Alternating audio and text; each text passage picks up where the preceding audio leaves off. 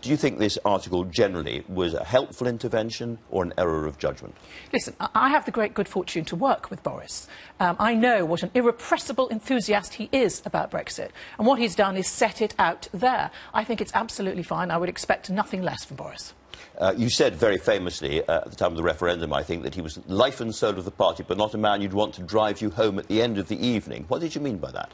Yes, what I meant by that is I don't want him managing the Brexit process. What we've got is Theresa May managing that process. She's driving the car, to continue the allegory, and I'm going to make sure that, as far as I'm concerned and the rest of the Cabinet are concerned, we help her do that. This is a difficult moment. So this is backseat driving, in effect? Yeah, you could call it backseat driving, absolutely. But I'm very clear that the Cabinet and the government supports Theresa May, that there's a difficult moment to make sure that we get the best result for the United Kingdom, but I'm sure we can.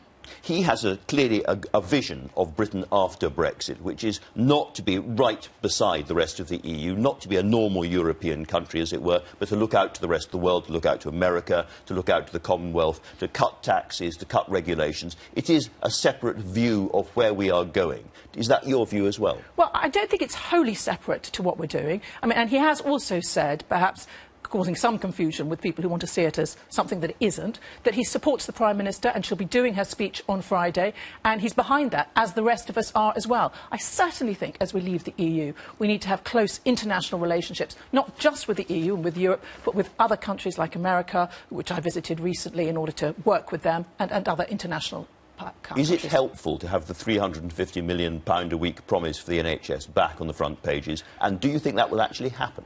Well, you know what? I'm not going to fight the referendum and be drawn in once more to that device of theirs to talk about that number. The only number that matters to me is the difference between the 48 and the 52. 52% voted for us to leave. I want to make sure the government delivers on that and brings as many of the 48 with us as well, trying to unite the 52 and as many as possible of the 48. He says something that's almost the opposite. He says you cannot have a 58-42 Brexit result. It's a winner-takes-all, in effect.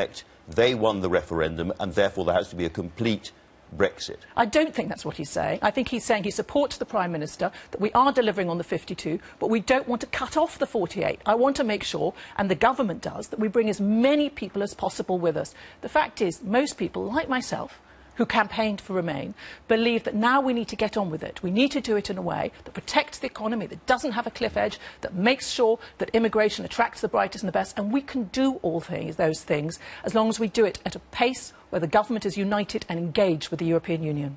So it's clearly not a helpful intervention as far as you're concerned. Time will tell, I think, Andrew.